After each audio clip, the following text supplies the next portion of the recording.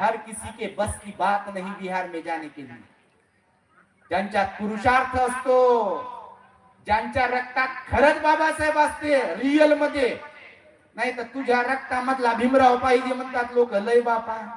आणि जयंतीच्या दिवशी जर रक्त चेक केलं तर काय निघेल हे मी तुम्हाला सांगायला नको। काय काय घेऊन लय नाचते बापा, इकडून आला तिकडून आला, बघता काय सामील व्हा। आणि हेच 365 दिवसातून एकदाच सामील झाले, ते बी नाचायला। एरवी याला विहारही माहित नाही, पंचशील माहित नाही, पंचशीलातलं 5वं शील तर गावालाच गेलेलं असते याच्यासाठी।